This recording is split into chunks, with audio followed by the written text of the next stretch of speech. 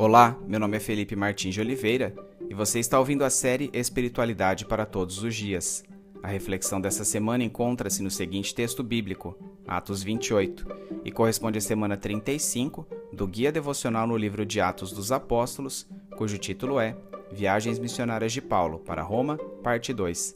Vamos à leitura do texto bíblico. Uma vez em terra, descobrimos que a ilha se chamava Malta. Os habitantes da ilha mostraram extraordinária bondade para conosco. Fizeram uma fogueira e receberam bem a todos nós, pois estava chovendo e fazia frio. Paulo juntou um monte de gravetos. Quando os colocava no fogo, uma víbora, fugindo do calor, prendeu-se à sua mão. Quando os habitantes da ilha viram que a cobra agarrara-se à mão de Paulo, disseram uns aos outros: certamente este homem é assassino, pois tendo escapado do mar, a justiça não lhe permite viver. Mas Paulo, sacudindo a cobra no fogo, não sofreu mal algum. Eles, porém, esperavam que ele começasse a inchar ou que caísse morto de repente, mas tendo esperado muito tempo e vendo que nada de estranho lhe sucedia, mudaram de ideia e passaram a dizer que ele era um deus. Próximo dali havia uma propriedade pertencente a Públio, o homem principal da ilha. Ele nos convidou a ficar em sua casa e por 3 dias bondosamente nos recebeu e nos hospedou. Seu pai estava doente, acamado, sofrendo de febre e disenteria. Paulo entrou para vê-lo e, depois de orar, impôs-lhe as mãos e o curou. Tendo acontecido isso, os outros doentes da ilha vieram e foram curados. Eles nos prestaram muitas honras e, quando estávamos para embarcar, forneceram-nos os suprimentos de que necessitávamos. Passados 3 meses, embarcamos num navio que tinha passado o inverno na ilha. Era um navio alexandrino que tinha por emblema os deuses gêmeos Castor e Pólux. Aportando em Siracusa, ficamos ali 3 dias. Dali partimos e chegamos a Régio. No dia seguinte, soprando o vento sul, prosseguimos, chegando a Puteoli no 2º dia. Ali encontramos alguns irmãos que nos convidaram a passar uma semana com eles, e depois fomos para Roma. Os irmãos dali tinham ouvido falar que estávamos chegando e vieram até a praça de Ápio e as 3 Vendas para nos encontrar. Vendo-os, Paulo deu graças a Deus e sentiu-se encorajado. Quando chegamos a Roma, Paulo recebeu permissão para morar por conta própria, sob a custódia de um soldado. 3 dias depois, ele convocou os líderes dos judeus. Quando estes se reuniram, Paulo lhes disse: meus irmãos, embora não tenha feito nada contra o nosso povo nem contra os costumes de nossos antepassados, fui preso em Jerusalém e entregue aos romanos. Eles me interrogaram e queriam me soltar, porque eu não era culpado de crime algum que merecesse pena de morte. Todavia, tendo os judeus feito objeção, fui obrigado a apelar para César, não porém por ter alguma acusação contra o meu próprio povo. Por essa razão pedi para vê-los e conversar com vocês. Por causa da esperança de Israel é que estou preso com estas algemas. Eles responderam: não recebemos nenhuma carta da Judéia a seu respeito, e nenhum dos irmãos que vieram de lá relatou ou disse qualquer coisa de mal contra você. Todavia queremos ouvir de sua parte o que você pensa, pois sabemos que por todo lugar há gente falando contra esta seita. Assim combinaram encontrar-se com Paulo em dia determinado, indo em grupo ainda mais numeroso ao lugar onde ele estava. Desde a manhã até a tarde ele lhes deu explicações e lhes testemunhou do reino de Deus, procurando convencê-los a respeito de Jesus com base na lei de Moisés e nos profetas. Alguns foram convencidos pelo que ele dizia, mas outros não creram. Discordando entre si mesmos, começaram a ir embora, depois de Paulo ter feito essa declaração final. Bem que o Espírito Santo falou aos seus antepassados por meio do profeta Isaías: vá a este povo e diga: ainda que estejam sempre ouvindo, vocês nunca entenderão. Ainda que estejam sempre vendo, jamais perceberão. Pois o coração deste povo se tornou insensível, de má vontade ouviram com os seus ouvidos e fecharam seus olhos. Se assim não fosse, poderiam ver com os olhos, ouvir com os ouvidos, entender com o coração e converter-se, e eu os curaria. Portanto, quero que saibam que essa salvação de Deus é enviada aos gentios, eles a ouvirão. Depois que ele disse isso, os judeus se retiraram, discutindo intensamente entre si. Por 2 anos inteiros, Paulo permaneceu na casa que havia alugado e recebia todos os que iam vê-lo. Pregava o reino de Deus e ensinava a respeito do Senhor Jesus Cristo abertamente e sem impedimento nenhum.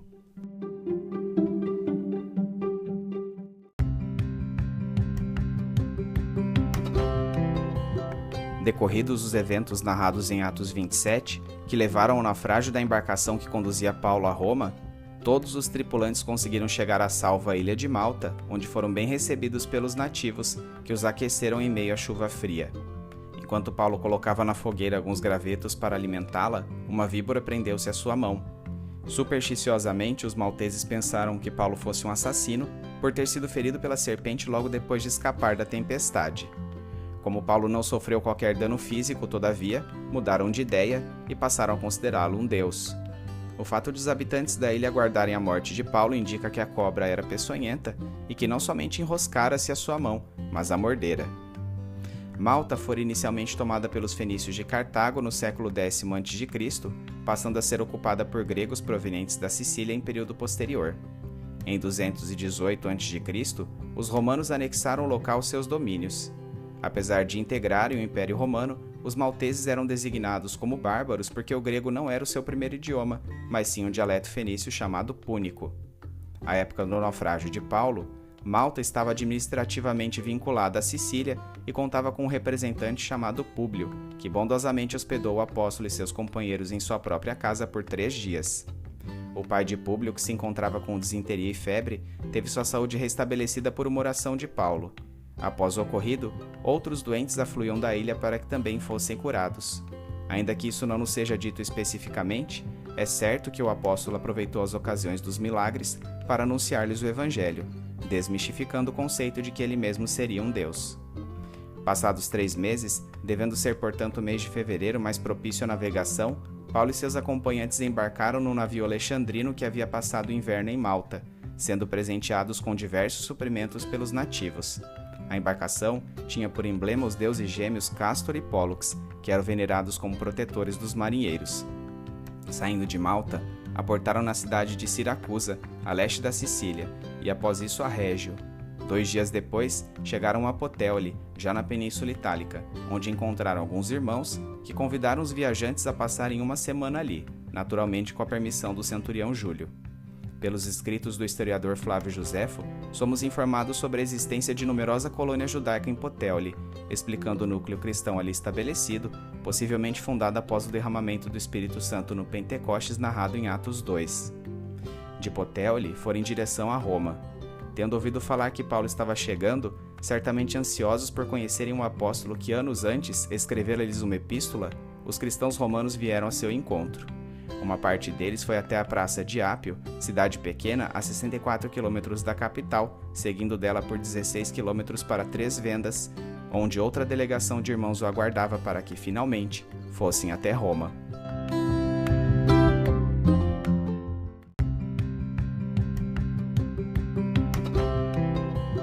Em Roma, Paulo recebeu permissão para morar por conta própria sob a custódia de um soldado, privilégio denominado custódia libera, que provavelmente resultou de um relatório favorável enviado da parte de Pórcio Festo ao imperador Nero.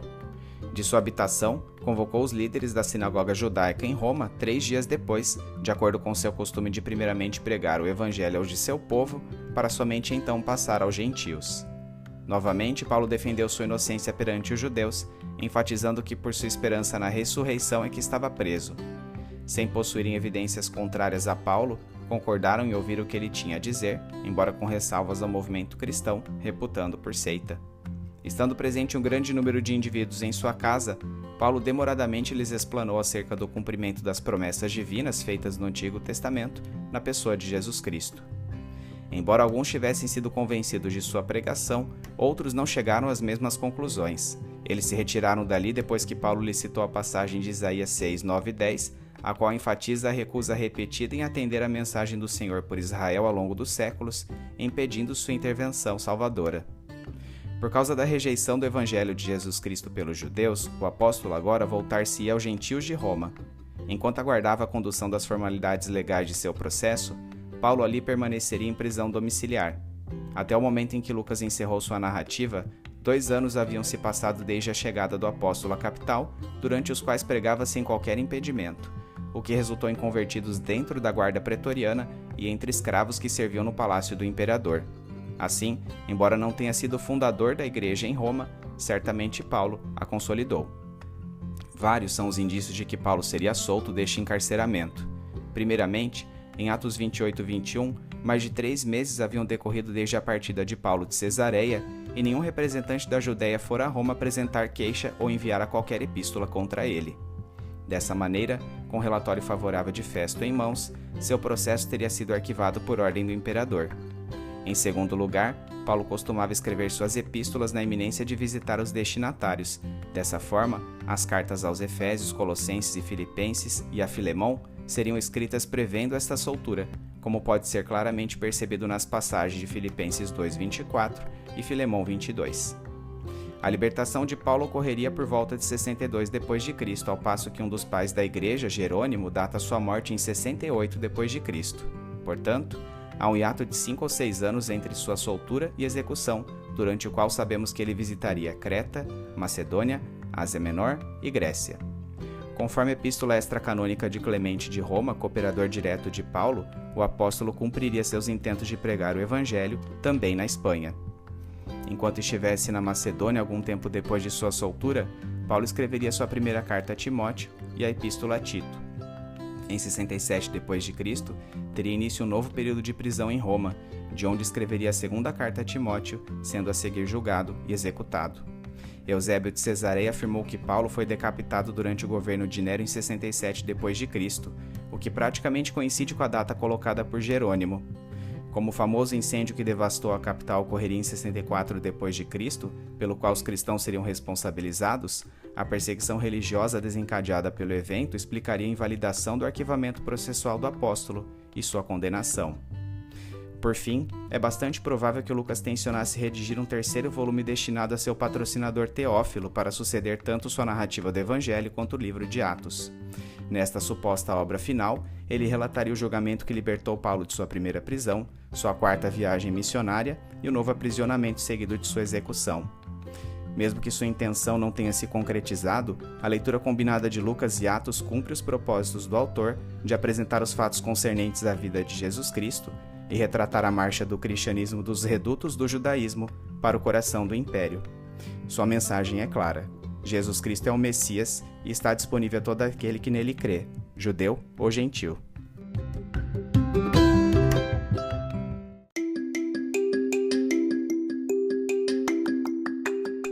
Aplicação prática. Marcos 16:18 e Lucas 10:19 apontam como sinais que acompanhariam os apóstolos pegarem serpentes e fazer outros prodígios, ambos empreendidos por Paulo na ilha de Malta. É preciso aqui fugir ao fanatismo de provar nossa fé, deliberadamente procurando o contato literal com estes répteis, por meio da importante ressalva de que os apóstolos executaram feitos sobrenaturais como marcas de sua autoridade de testemunhas de representação do próprio Jesus Cristo. Uma vez que o tempo dos apóstolos cessou, características específicas do apostolado, como a observação disseminada de feitos sobrenaturais, também o fizeram. Outro aspecto interessante é apreender os movimentos do Evangelho que Atos nos apresenta, para que exprimamos a mesma conduta referente a eles em nossa prática. Primeiro movimento, dos judeus para os gentios. Ao longo do livro de Atos, vimos que o Evangelho é universal. Ele deve ser propagado com respeitosa adequação cultural, utilizando elementos que caracterizam um público para que sirvam de ponte a seu entendimento da obra de Jesus Cristo. Em nossos dias, tal princípio pode ser extrapolado pela modificação da forma por meio da qual o Evangelho é pregado, de acordo com o interesse do interlocutor pela espiritualidade, sua bagagem de vida e a cultura em que está inserido, desde que a essência da palavra seja mantida. Segundo movimento, do templo para qualquer lugar de reunião. Os cristãos primitivos ratificaram o abandono do templo, definitivamente sedimentado pelo massacre de Jerusalém em 70 d.C., entendendo que a igreja está muito mais ligada ao que somos, em detrimento de para onde vamos, como hoje erroneamente se concebe. Com efeito, onde quer que cristãos estejam reunidos, ali o Espírito Santo opera para a edificação de sua igreja. Na prática, isso nos conclama a deixarmos de dicotomizar o sagrado e o secular, entendendo que nosso maior chamado não é aos domingos, mas, durante a semana, em serviço amoroso e confrontativo ao mundo. Tal conclusão não significa que a Bíblia defenda uma igreja não institucional, mas sim que não mais precisamos de mediadores humanos, sacrifícios ou penitências, ou de locais e momentos de culto específicos para a verdadeira adoração. Terceiro movimento, do legalismo para a liberdade da graça. Atos enfatiza a migração da letra da lei para seu espírito, o que é altamente concordante com os ensinos do próprio Jesus Cristo e com as epístolas paulinas. A principal conclusão deste fato é que a imposição de aspectos externos contradiz a essência do Evangelho. Dessa maneira, em nossos dias, a adoção de usos e costumes de vestuário, linguajar específico, dias sagrados, etc., precisa de avaliação urgente, na medida em que pode malignamente apelar à autojustificação e, ainda por cima, servir como barreira para que outras pessoas integrem a família da fé. A título de conclusão, ressalto que o ator principal de Atos é o Espírito Santo. Temos dedicado tanto tempo encerrando sobre questões polêmicas como a manifestação da glossolalia, que perdemos os preciosos ensinos de Atos acerca de seu real papel para o cristão. Creio que Tozer, em suas verdadeiras profecias para uma alma em busca de Deus, tem adequadamente sintetizado este assunto. Uma das qualidades que pertencem ao Espírito Santo é a penetrabilidade. Ele pode penetrar a matéria como o corpo humano, ele pode penetrar a mente, ele pode penetrar outro espírito como espírito do homem. É capaz de penetrar completamente e misturar-se verdadeiramente ao espírito humano.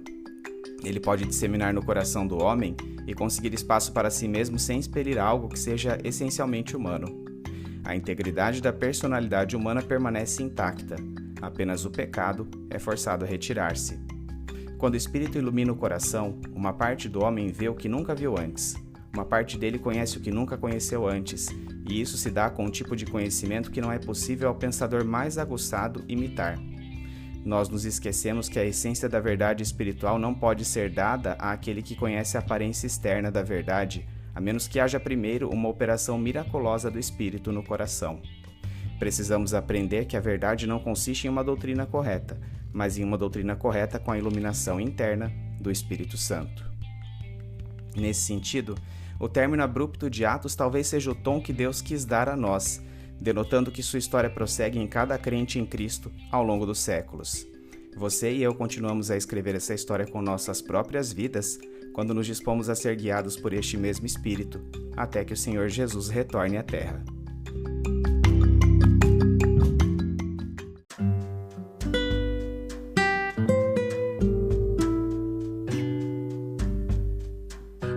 Trazendo da mente para o coração.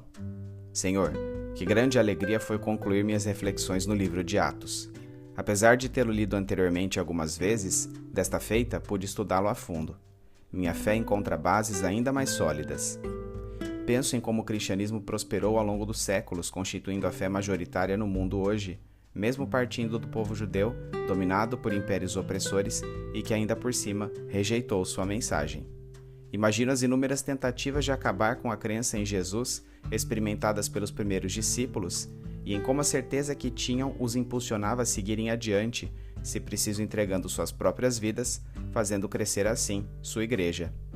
Medito acerca da ética elevada que o cristianismo carrega consigo, seu convite ao auto-sacrifício e sua teologia do sofrimento, aspectos tão repulsivos ao hedonismo humano, os quais, contudo, não foram impedimentos para que tais ensinos chegassem a meus ouvidos hoje. Muito obrigado por pessoas chaves como os apóstolos João, Pedro e Paulo, comprometidos com a pregação de sua verdade. Agradeço pelos escritos destes apóstolos e de outros cristãos primitivos que hoje permitem-me compreender o sentido da Bíblia, tornando possível que eu o conheça e me aproxime do Senhor pela fé, como meu Pai. Acima de tudo, sou grato porque o Espírito Santo um dia iluminou meu interior acerca da doutrina correta, levando-me do legalismo à liberdade da graça, de maneira que eu exprima um testemunho de vida como igreja ambulante, disseminando sua mensagem em adequação cultural respeitosa aos que me cercam. Capacite-me assim persistir dia após dia, de maneira a continuar escrevendo com minha vida a fantástica história de sua ação no mundo. Em nome de Jesus é que oro, renovado para mais uma semana. Amém.